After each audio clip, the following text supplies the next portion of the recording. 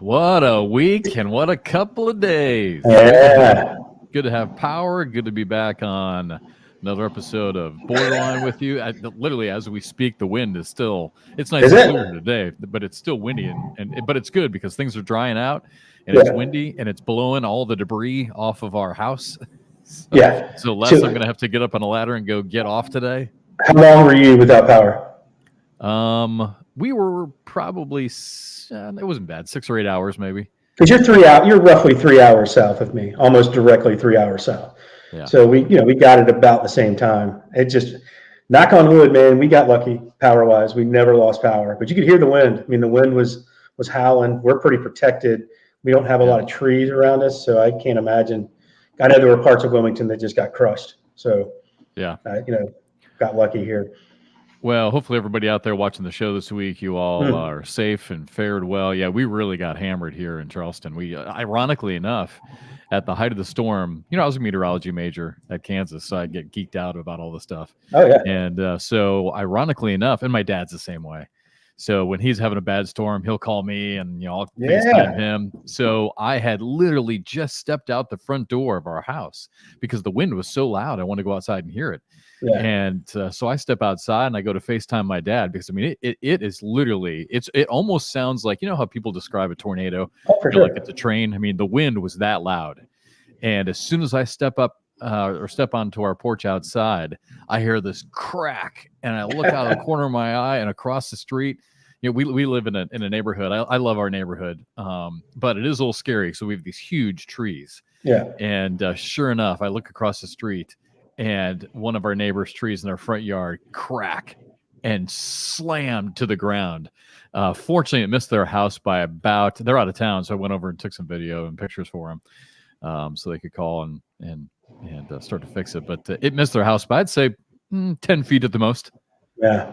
But I mean, it would have gone through the house. I mean, you have a lot of pines and live oaks? Is that what y'all have? Yeah, it's mostly, no. I mean, in this area, in our neighborhood, not so many pines, but yeah, a ton of oak trees. And these oak trees, 100, 200 years old. Huge. They've been around forever. So, I mean, that's the creepy thing during these storms is you hear this crack and then boom, and you just hope and pray that it doesn't land on your house. But then after it was done, I went out with a flashlight and walked up and down the street, and it was just like, like a war zone. It was crazy. It's bad. Yeah, it's bad out there. But fortunately, most of the trees that I saw landed on the street or missed houses. So, most of us were pretty lucky. But yeah, that was crazy, man. So today you'll hear all the chainsaws. They're going right now. I'm surprised you can't hear them in the background. So when I was growing up, Hugo rolled through in 1989, and I happened to be on a break from college at the time. So I was there as it rolled through, and it took 3 days to cut out of our property to get to the road. Yeah. And so, but that's the one thing I really remember was just chainsaws for days and days. You just hear this noise all around, just chainsaws, people cutting through. It's crazy. Yeah, Storm. Mother Nature still undefeated. I know, crazy, right? I mean, that's the thing. I've lived down here now for 14, 15 years, and we've had some hurricanes come through. Nothing like that, obviously. But this storm probably caused more damage than I've seen in my last 14 or 15 years. Even, I mean, we get category 1/1, 2 hurricanes that roll through fairly regularly. But this storm, of all storms, in January, did probably the most damage I've ever seen in all the time I've lived. It was a nasty one, man, all the way up and down the coast. It was a beast. Yeah, and in the Midwest, my parents got over 15 inches of snow. So it was a big snow event for them. They're all sledding and having fun. Oh, yeah. We get tornadoes. Tornadoes and violent. Yeah. It's funny. So, hey, welcome to Borderline. Borderline. No, good to be on again. Good to see you again. Yeah, man. Lot to talk about coming up at the bottom of the hour. Hey. Hey. You're on 103.5. Oh man, that voice is coming the up best. at the bottom of the hour.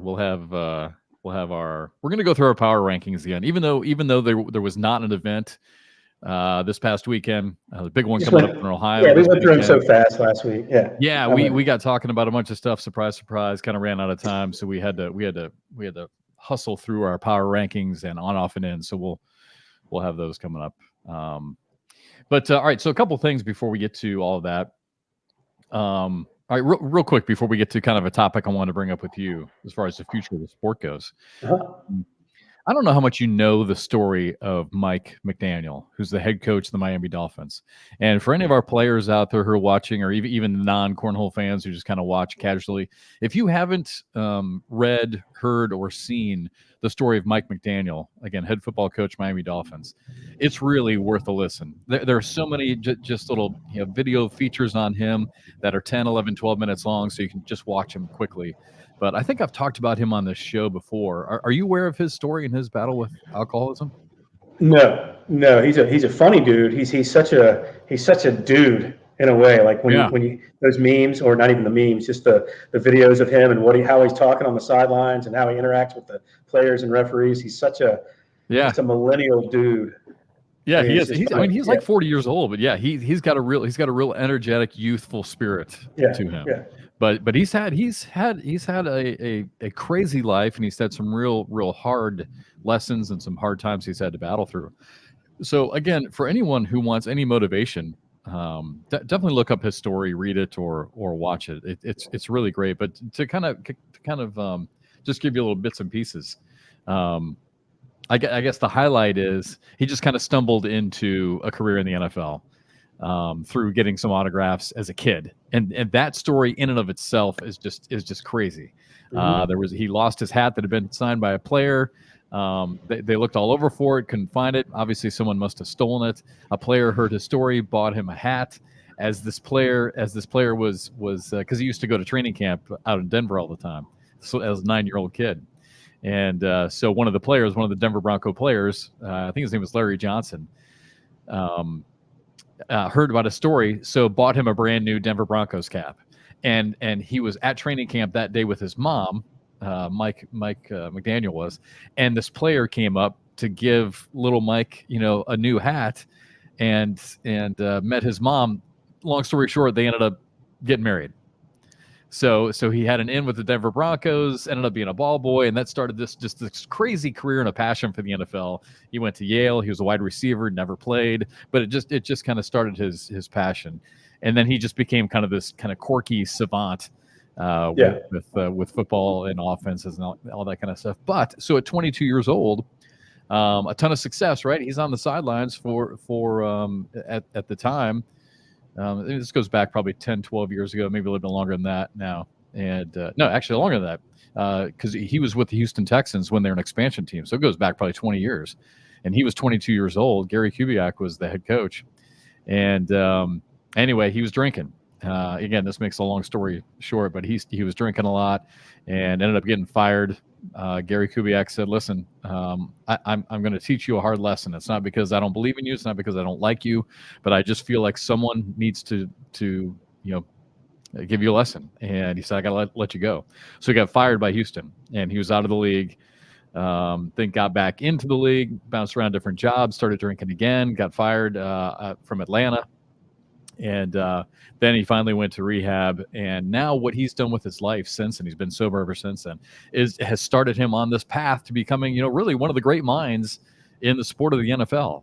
Sure. And I just think for any one of our players who watch this, it's such an inspirational story, because obviously we all have ups and downs that we go through. But to hear his story was so inspirational, and to hear him now talk to his players, it makes me think of it made me think of Jamie Graham a little bit on a not quite a severe level, what Jamie had to battle through on the personal side last year and overcome and become a world champion. Mm-hmm. The power of our mind, and I know this just makes you cringe and laugh, but the power of our mind is it leads us. It really does lead us. And Mike McDaniel is a great example of that. And Jamie, whether it was willing or not, his mind led him to become a world champion last year. And it really shows you that with a little bit of ability and some hard work and just the power of the mind, how you can still have success. I mean, Mike McDaniel was about as low as you could be. And, he had a beautiful wife, and she was questioning him and the relationship. He didn't know how he was going to make money for his family anymore. Just a powerful, powerful story that's really good for anybody to watch. So. Yeah. And part of that is also accepting things. Because I think sometimes people get lost in this fantasy that when they keep hearing, and I'm not picking on what you're saying. I'm not picking on any of those stories, but sometimes it's all the, hey, you can do anything if you set your mind to it and you work hard. Not really. You can set your mind to something. You can work as hard as possible. It may not work out, but you do have to learn to accept where you are, right? If it's good enough, are things good enough? Because a lot of times what happens is people like that, they think they should be, they think they should be here. When they're not getting where they want to be, that's when all those demons kind of set in, because they can't accept that, maybe I'm not literally the smartest human being on earth. Yeah. Right. Like a Mike McDaniel. I think that guy, a guy like that goes to Yale, the intelligence level with Mike McDaniel is pretty severe. Right. At some point he had to be okay with, is it okay if I'm one of the best? Does that make sense? Yes, it makes sense. And if you watch the story again, I don't want to give all the details because we got a lot of things to talk about, and we're already 10, 15 minutes doing in. What we do. But you are exactly right, because one of the things when he went to rehab, one of the basically when you go to rehab, you figure out, I guess, why, what is the root, what is your problem, why are you addicted to drugs, why have you become an alcoholic, why are you drinking so much, and for him, one of the pains was his childhood. And secondly, exactly what you're talking about, he was right there in the same class as Kyle Shanahan. Right. And Kyle was great to Mike McDaniel, and just because Mike McDaniel grew up in Denver, he became friends with Kyle. He knew Mike Shanahan, right? Mike got him the job with Denver as a ball boy. And then Sean McVay was another one of the guys that was the same age as him, and they all came together. And he was always saying to himself, "Wait a minute, why are these guys getting further than me?" And just like you're saying, why am I not there? Why are they having the success? Why are they getting getting to the top and getting these jobs, and I'm not? And you're right. That's exactly what he was doing. It's funny that you say that. I mean, you're exactly right. And it's not a cop out. Look, you still need to work hard. You still need to do all these things. It's just sometimes not everyone is like, there's all for 7,999,999,999 people. There's going to be one person better, right? There's always going to be someone ahead of you, and some people just can't handle that, and that's the hardest. Like they think, oh, I've worked harder than anybody. And it's like sometimes, where you are is okay. If you're second or third, or let's say, I think for our players, for example, if you're 15th best, that's remarkable, right? If you're 15th, you are probably good enough to make a run at but if you're 50, it's like, that's remarkable. Look at what you've done. It's an insane accomplishment.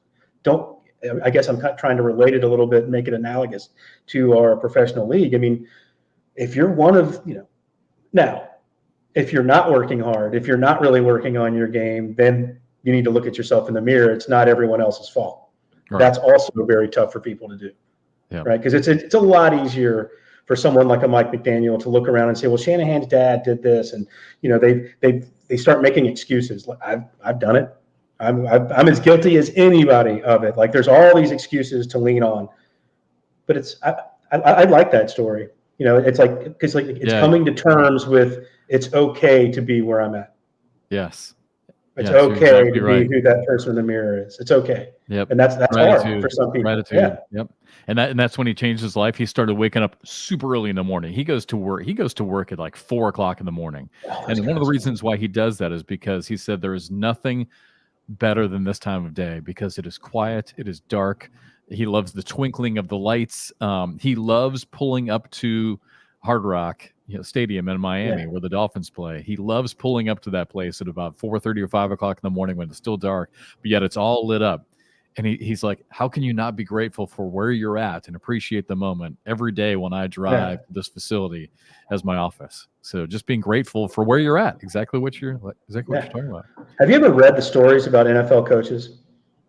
Like the amount of time that they actually spend. And that's why, when people talk about my brain, the old ball coach. Which one? Spurrier. Oh, yeah. Why he didn't do because he wasn't one of those guys that was going to be at 5 a.m. and he just wasn't one of those guys. And people were like, well, you're not spending enough time. And he was like, he kind of had that, because in college they spend an enormous amount of time. I'm not saying they don't, but the NFL guys, I mean, you hear stories about those guys during season live in that office. If they go home at all, if they go home, they're there 20. I mean, it's crazy. All the time. There's only one coach I've ever met who is not that way, and you'll know the name, Joe Moglia. For those who don't know, Joe Moglia was another long story that we don't have time for. Basically, he was one of the co-founders of Ameritrade, and worked for Merrill Lynch just as a 20-something kid. Was great at his job, put up some big numbers, was noticed, and worked his way up with Merrill Lynch, and then decided to become part of the startup firm, which became Ameritrade, and just blew up and became a gazillionaire. But anyway, after doing that, his passion was always football. So he went to Nebraska as just kind of an assistant coach, one of those special assistants to the operations guy, whatever. And got a cool title, but has a small office. And then ended up becoming the head football coach at Coastal Carolina. There you go. Back when they're in the Big South and were really good and winning championships. But his motto, and then he retired recently. Well, I shouldn't say recently. I think it's been 6 or 7 years now. He retired from Coastal. But his motto was always work smarter, not harder. He would always tell his coaches that. He's probably 100%. The only coach, football, basketball, baseball, I know who would ever say that. Because you're right. Most of them put in 80 hours a week minimum. Minimum. Those guys, man. Probably many more. And they get paid 7 figures, so probably he would keep Brandon Noble, who played for the Cowboys and the Redskins. I've done some broadcasts with him. He was an assistant under Joe Moglia. He told me he would kick if your work wasn't done by like 6 or 7 o'clock at night. He'd kick everybody out of the office. He said, and he'd be like, "Go home, go to your family. I told you, work smarter, not harder. Anything that we should have, anything that we wanted to get done today should have been done by now." So true, man. And that's how he would condition them. Yeah. Pretty interesting, right? And it's gotten so hard with meeting culture in American business. Yeah. That the amount of meetings that people have to attend or at least be on a phone with. I don't necessarily have to do it, but I see other people that have to go. Like, you're not really working in a meeting. You're discussing things. You're getting on top of things. I understand why it happens, but you're not really working in a meeting. Well, if you've got a day filled with 6, 7 meetings, how much can you really get done? Yeah, I know. It's crazy. I mean, when I worked at the College of Charleston, I was doing their radio and TV, but I was also director of corporate sales. And literally, I always heard jokes about people who meet to talk about their next meeting, and I always thought that was just kind of a joke. And I'm not saying that I'm not trying to throw up a blanket to cover every university, but literally we would have meetings about the next meeting when I was there sometimes, and I would just chuckle to myself because I'd be like, "Oh my God, yes, this is what people talk about when they say this. It's true." Wait, one more quick thing, and then we'll move on. When you talk about, I used to tell my kids this all the time, and you just said it a few minutes ago. There will always be somebody who has more, and always be somebody who has less. Right? I used to tell the kids that all the time. Like, be happy with what we have. I'm sorry I can't get you more, but you know what? Be happy with what you have. And I used to tell them that all the time. You can get a brand new, fresh kicks, some brand new, Nikes, and go to school. There will always be somebody with more expensive Nikes, but there will be a ton of kids who don't have those Nikes. Always somebody with more, always somebody with less. And you always wonder, when the kids are younger, whether they really listen to you or not. And we were at Shem Creek having dinner. This goes back probably 7 or 8 years ago. Shem Creek is a place here in Charleston where all the boats kind of come in, and some of them will stop and have dinner or stop and go to the bar. Some of them will stop and buy some fresh fish. It's a really cool place. And so you see all kinds of different boats. So we're sitting there, and this boat comes in, right, with like twin 300s on it.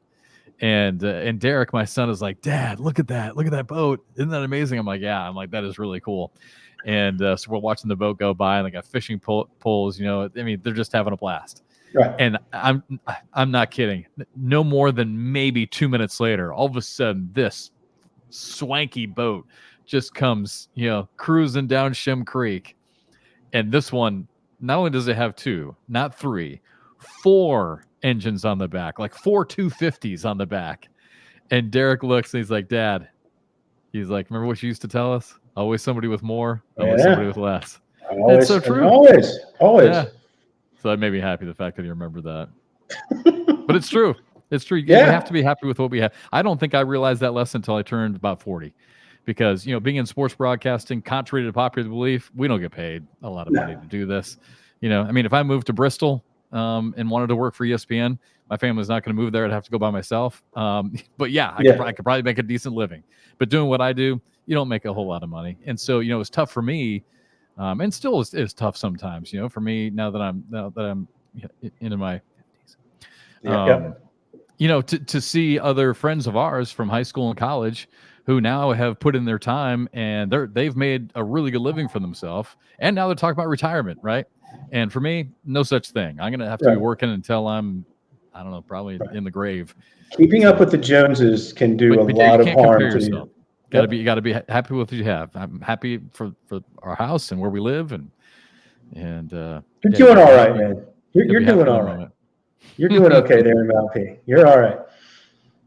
Dude, not Mount P anymore.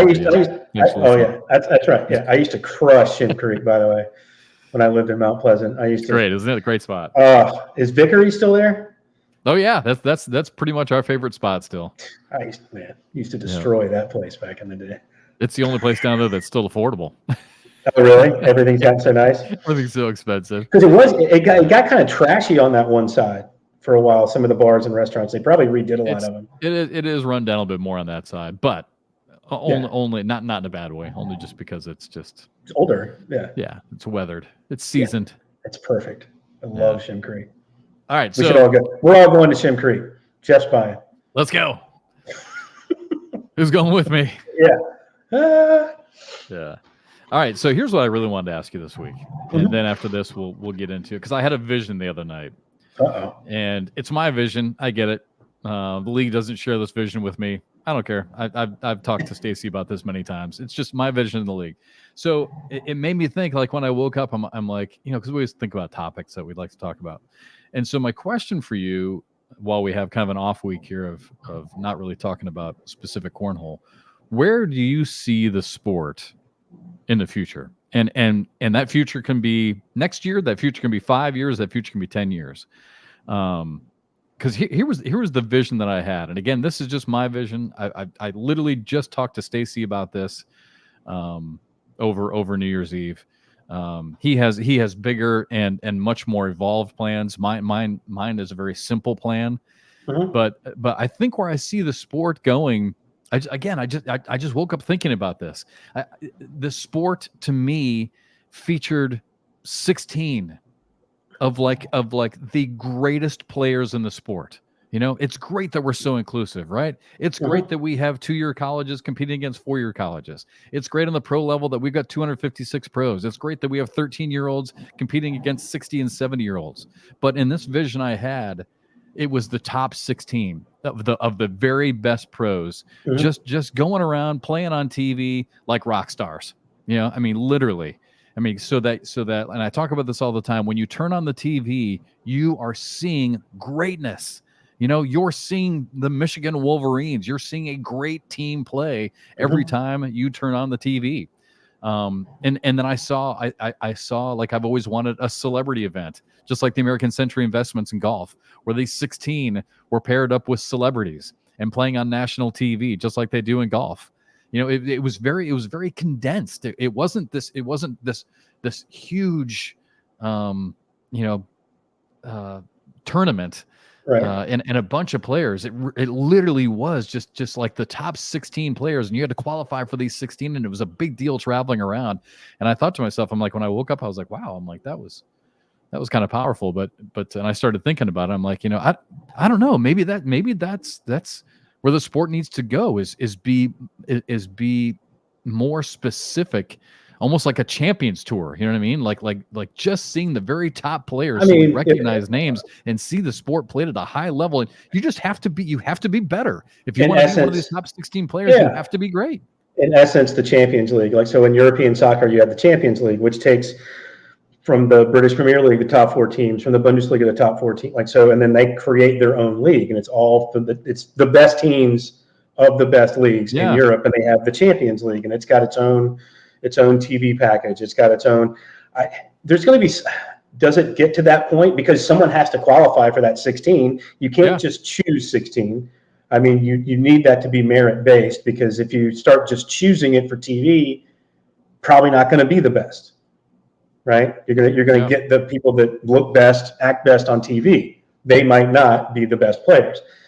In our game right now, I would say the people that would look best, give the best idea of the sport, what it could be, what its best foot forward would be on television, would not necessarily be the best players.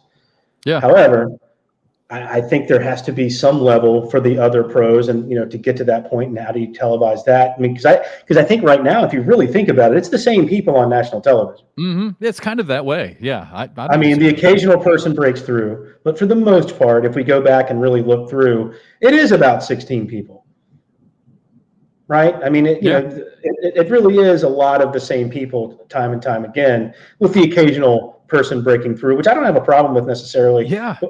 It's just, how about this? I mean, how about maybe this? you divide the league. Yeah, I don't know exactly how you this is do an that. idea too. You start with 256, right? So maybe you have a great made for TV event, right? Where you get your 256. So we got 1,000 people in Rock Hill, right? I mean, everyone is there.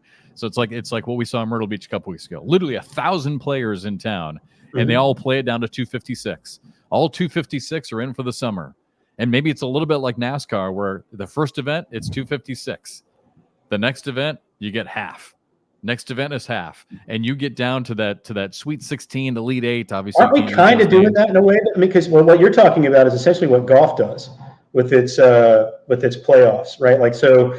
But the arrests get limited. But the arrests, they go off, and they get. I don't have a problem with that. Look, I think we're going to eventually get to. I don't know if this is the case. I'm just spitballing here. I think it's going to really bother a lot of the old cornhole heads, a lot of the people that want to see all the action and every bag from every match. I think we're eventually going to get to a point where you're going to see a lot of pieces for entertainment value, and then we'll come back to the match and it's 8-6. Right, you haven't seen every bag. You're going to see the important moments in a match. You're not going to see, I don't know how much live broadcast you'll get until you get to, say, the World Championships, right? And then I don't know.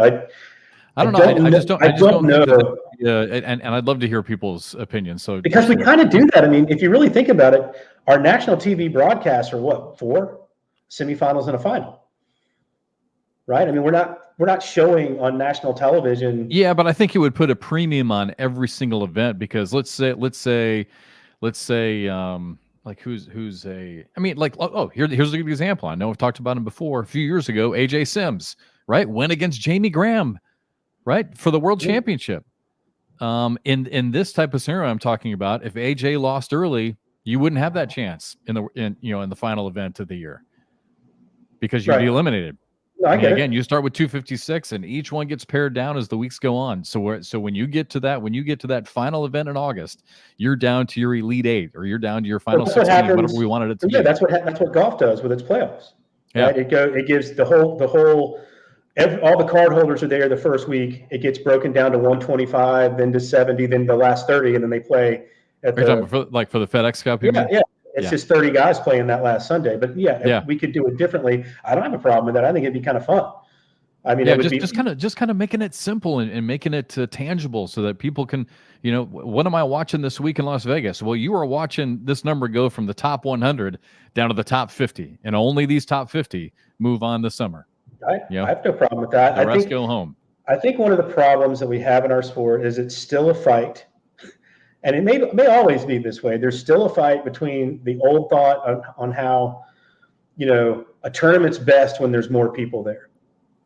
Not necessarily, and I think there's a fight on that. It's like, there was 1,500 people there last week. Well, is that good necessarily for the sport?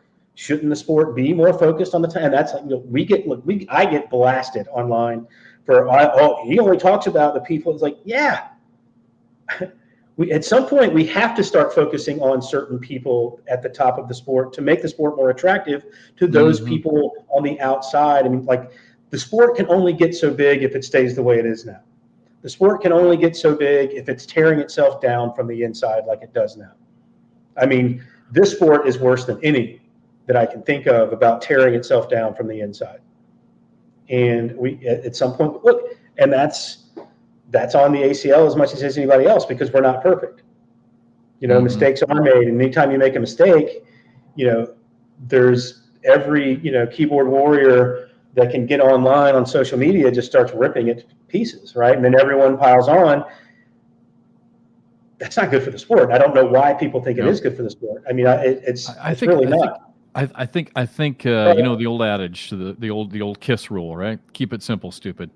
And I think sometimes, maybe there's too much going on, and I've talked about this before. I agree. Simplify it. I mean, because as a fan, you don't want someone to turn on the TV and say, "What am I watching?"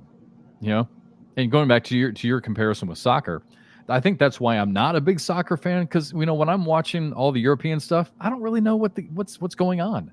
I mean, I know what's going on with the sport. I don't know what's going on with the standings. What does this game mean? And that's what I want when someone turns on the TV on a Saturday this summer to watch cornhole. I want them to know what this means. And I think I think what I'm talking about makes super easy. This week we are down to our final 32. Only 16 will advance next week into the championships, and it makes you want to watch, and it puts a premium on every event. Again, I don't know if this is the right way. I just so badly want something for a sponsor to grab onto. I want excitement. I want fans to have a reason to come watch. I want them to be able to, why am I watching on TV?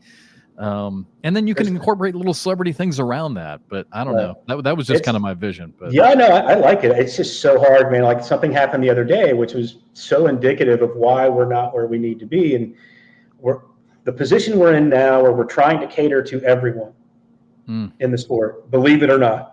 I think some people think we're being exclusionary, and we're really not. When you look at other sports, absolutely not.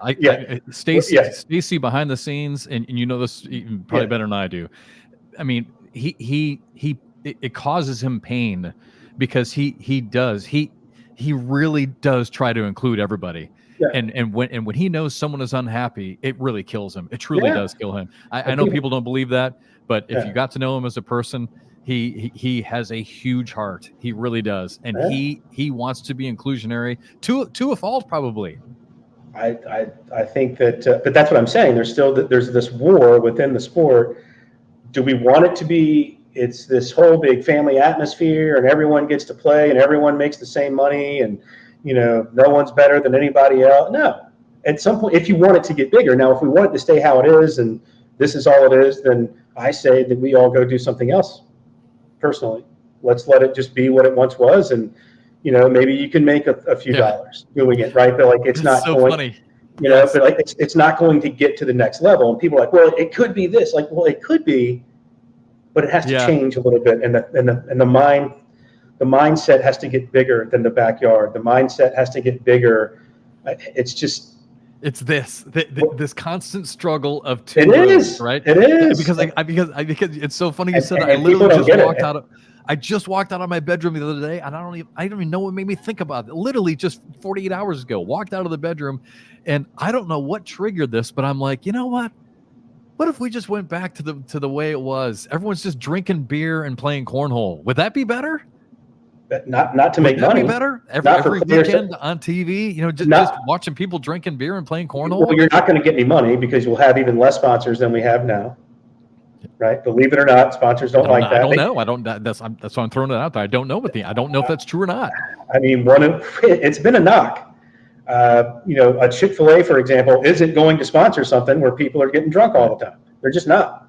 Right. That's what they love it. It's their world. They would like to be a part of that world. But due to their, value system, they're not going to promote that, right? Like so, right. And then I don't know why the beer folks won't get involved because they don't like the fact that we've got teenagers that are so good, right? They can't promote to teenagers. So there are some issues within the sport that keep it from going somewhere. Julie's on a business call with a colleague. Brings up what I do. They start laughing like, oh my God, I had no idea that was a pro sport. That's still there. Right. And that's still there. That's not just a weird person saying that. I mean, that's literally out there. And so how do we get past where we are? And I think that's that's the mountain everyone inside the ACL is trying to climb. And and still while doing that, how do you continue with the structure that we have? And that, it's not, I think everyone at home, I shouldn't say everyone, I think there's a lot of people in the cornhole world that just don't get that if we keep it the way it is and we keep it how it's always been, it's not going anywhere. Yeah. It's not. Well, And it's a tough, I hate to interrupt. I hate to interrupt I'm good. because I'm going to give you one. I'm going to give you one final word on this, but then we got to keep moving. So I'm sorry. I hate to interrupt you. No. We could talk about this all day. Yeah. But again, so to answer the question, where do you see the sport going? I feel like that's kind of where I see it in my head, and I don't know if I'm right or wrong. And I'm sure there's a ton of debate over it, but I think I see everything just simplifying, getting down to just a champion summer tour. We just whittle it down. People are watching the greatest players play, whittling it down to a champion, and then teams. I love teams. I think teams has a huge future. I loved broadcasting teams last year, and the fact that it went down to the game sevens. I mean, of all the events I've done, that truly was one of the. To me, I know people are going to think it's crazy that I'm saying this, but truly, it was really fun to broadcast. Love broadcasting. I love the future teams, but on the pro side, I really see some sort of major simplification of that entire series, whittling it down to a championship on TV, a couple of celebrity-based things, a Super Bowl thing, but everything else is just very simple. To me, that's where the success lies, whether it's right or wrong. So again, I'll give you the last word. You get like 2 minutes. No. We got to move on. So where do you see the sport? Do you see something like that ever happening? Do you have a different vision of, like we were saying, go back to just drinking beer and having fun, and we put that on TV? Like, where do you see the sport going? I really don't know. I mean, I'm kind of, I think we kind of already do a lot of what you're saying in some ways. I don't know, man. I mean, I really don't know. That's the crux of it. I don't know. I don't I think we're going to get to I think we're going to get to a point on television, at least, where it's a lot of features on players and really trying to get people at home. Hey, identify with this person. Here, we're giving you their personal story, and then we're not going to see matches all the way through. We're not going to have. I don't know. I don't know. And I'm not sure. Some things have to change. I'm not sure I'm a huge fan of that, because I think we'd have to be very, very careful on something like that. Because as much as I have been a proponent of making sure that we let people know who these players are and the fact that they do have incredible stories, and I've chronicled many of them on the broadcast, we can't forget, I mean, what these players are doing with the bags from 27 feet away is remarkable, and it's mesmerizing. That's what everyone said during COVID. Just watching the flight of the bag was mesmerizing. That's why people fell in love with it. So I would caution anyone who's thinking that, let's not go too far away from that. I agree, because in and of itself, the action and the flight of the bags, the metrics, which I'm really hoping that we can get to more of as the sport evolves, which I don't have time to talk about this week. Maybe we can get to that next week. We can't forget the magic of the actual physical playing of the sport. In the short answer, I'm kind of with you. I think we need to focus more on the top players. I think we already kind of do that. I think it's almost as if we need two sets of. It's so difficult. It's so because the sport's so big. There's so many people. I mean, there's 256 professionals. That's a lot. Well, you can still. With a whole other it's not baseball. We don't have a minor league system set up where you can go through. I mean, we just don't have that ability. So, well, maybe you mix it like you said in golf. I mean, you still have the Opens, right? Everyone still plays for money at the Opens. You still have your 4 major championships, and then you work yourself down to the playoffs. Yeah. But on TV, for that pro series, for those 8 weekends on TV, it is the best of the best. It is 256. Then you cut that in half, and you cut it in half. You get down to 32-16, and that final broadcast. I mean, but it makes you watch during the year, like who's gonna advance and who's not. I mean, I don't know. I mean, it's always going to be tweaked. Yep. And I think that's what flusters people too. But yeah, we could talk about this all day probably. Yep. Yeah, we could. All right. Power rankings and on, off, and in. We got 10 minutes. You think we can power through both of these? Sure. I mean, nothing changed. It's just we didn't get a chance to talk about it much. Let's you know what? You want to skip power ranking? You want to go through them just real quick? I was hoping to spend more time on these because really not so much the names that are on the list, but how we're getting to our power rankings. But since they haven't changed, you want to get to on, off, and in? Sure. Let's do that. Let's go on, off, and in. Because we didn't do it last week. I was say if we start into power rankings right now, which again really doesn't matter because there was an event this week. Let's save power rankings for next week. Okay. After the Ohio Open, because then we'll have a lot more to talk about. All right, here it is. We didn't get a chance really to get to it last week, so we're doing it this week. Another edition of On, Off, and In, where we talk about things that we feel we are trending correctly about, things that we have totally missed, which I could do an entire segment of Off the Board for myself this week. It's tough for me to only pick one. And then, so on the board, off the board, in the hole, things that we had just been dead right on. So, all right, you ready? On, off, and in. You want me to start? I'll start. What's your on for the week? On the board, we talked about it before. I think our top 10, and we said some of that last year and last week, and a lot of prior weeks with our top 10 list. I think it's going to be in flux all season this year. So I don't know if that's going to be the case. It could be the same 10 players like it is a lot of times. But I think there's going to be a lot of this year, for whatever reason, it's going to be in flux a lot. Who the top 10 players are, like who they are in mid-January compared to March, might be 10 different people. Yeah, you're probably still going to have 3 or 4, but you know what I'm saying. Yeah, I think you'll have your core 3 or 4 that won't change. Maybe even 5. Yeah, but outside of that, there's going to be a lot of movement this year compared to the last few years. Yep. No, I like doing that too. And in my power rankings, there's a recency bias to it. And it is what it is. And you're right. I think it makes it entertaining, makes it fun to talk about, makes it relevant. And I think we're both on the board on that. Yeah. My on the board, offense and defense. And congratulations, as much as it pains me to say this, congratulations to the Michigan Wolverines. At least they're out of the Big Ten. So, hey, hail Big Ten. Love that a Big Ten school won the national championship. But, Michigan at the end of the day is what I say we all need in every sport, and cornhole included. You have to have both. You can't just have a block game. If you're going to have a block game, you're going to be Eric Davis. And Eric, I hate to keep throwing you under the bus, but he's my cautionary tale. You can't just be a defensive player and not score. You have to be a defensive player. You have to score. And the Michigan was the best of the best pretty much in both. They were the top defensive scoring team in all of college football. Terrific defense. But what did they also have? They had playmakers. They could score. They put up 34. They were one of the top 15 scoring offenses in the country. Put up 34 points against Washington. Held Washington to 10. It's the best of both worlds. If you're going to be a champion in the sport of cornhole, it's got to be both, kids. You got to do both. You got to be a great defensive player, great block player, but then you got to be Ryan Trader. Hit the blocks and then score, and beat the crap out of your opponent with scores. That's how it works. And Michigan, congratulations, you are what I always talk about. So on the board with that. All right, off the board. My off the board. I thought that the focus of the pros that I saw in Myrtle Beach would have been higher.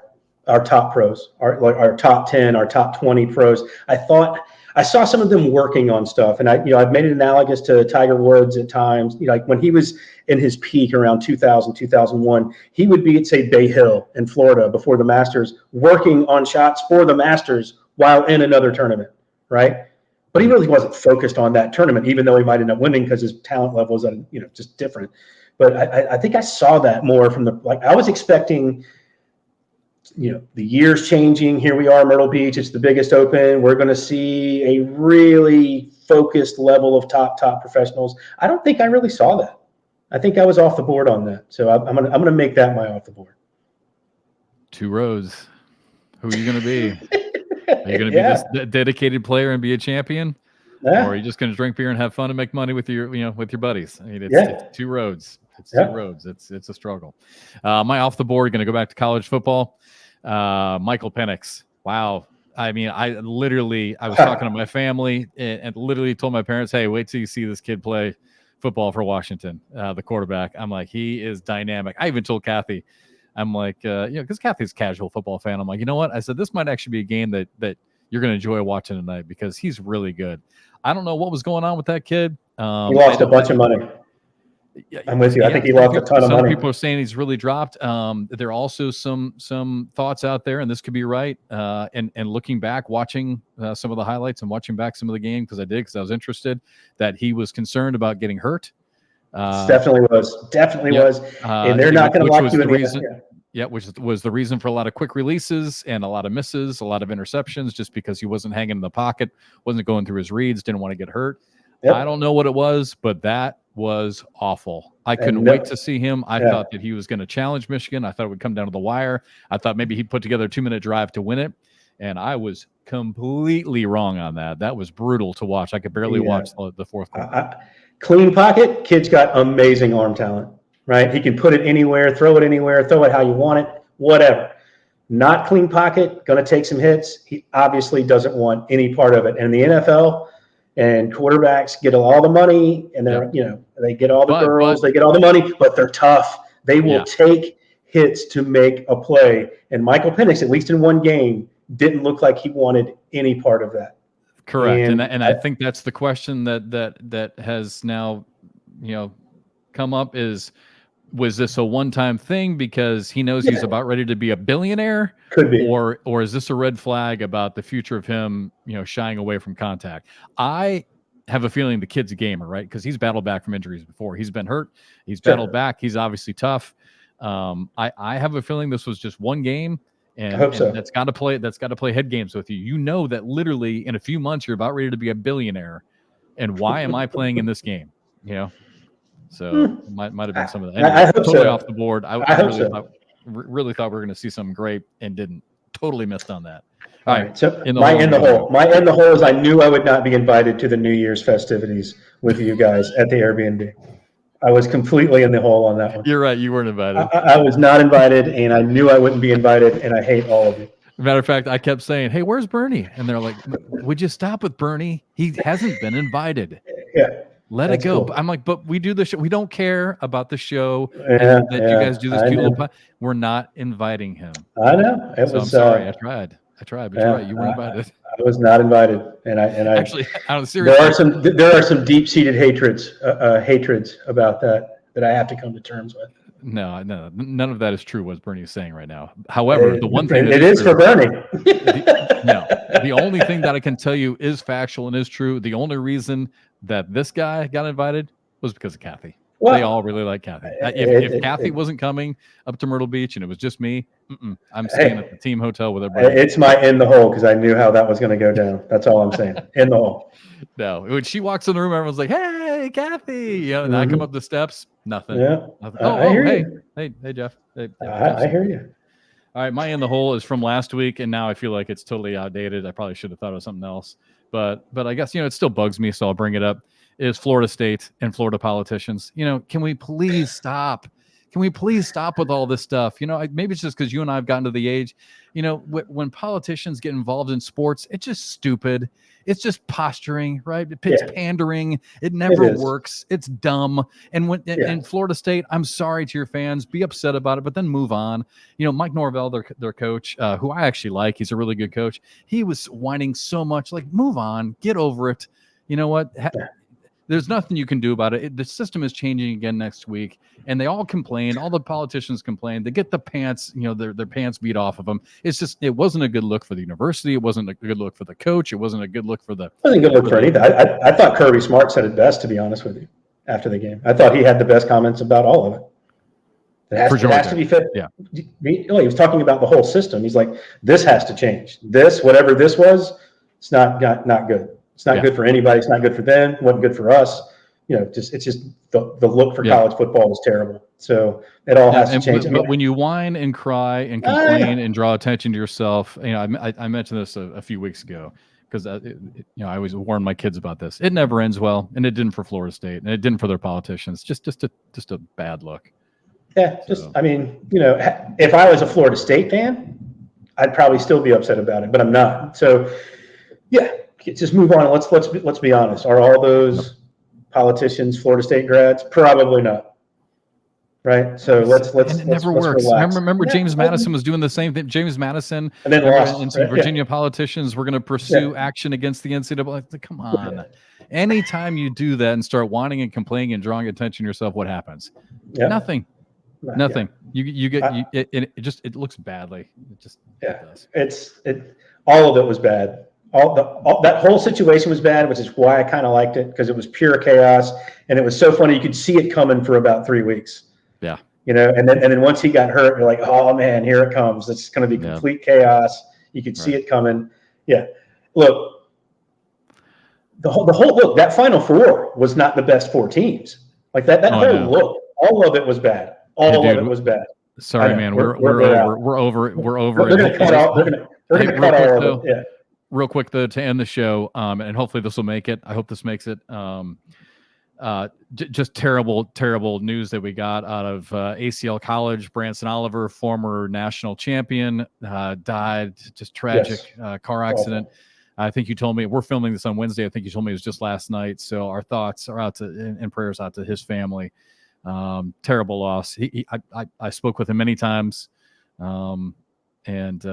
Man, I hated to get that news. So hopefully this gets edited in and they'll take some other stuff out, because Branson was one of the first kids I spoke with about ACL College way back in the day at Jacksonville State University. He kind of had a light about him. He kind of helped me get other kids involved from around the Southeast. So that's a tough one, because I knew Branson. I mean, I'm not going to pretend like I was his best friend, but I knew him pretty well. And so that's a big shot. No, remember when they won, the way the school rallied around? 100%. I think they've still got the championship ring. I think they've still got the trophy in the trophy case there. I think that's awesome. Yeah. So that's just so sad. That was tough news, and absolutely hate to hear that. What a terrific champion he was. So, all right, brother, got to wrap things up again. Hopefully that'll make into the show. And anyway, have a great week, and I will talk to you again later. Yes, sir. All right. Bye, everybody. See you.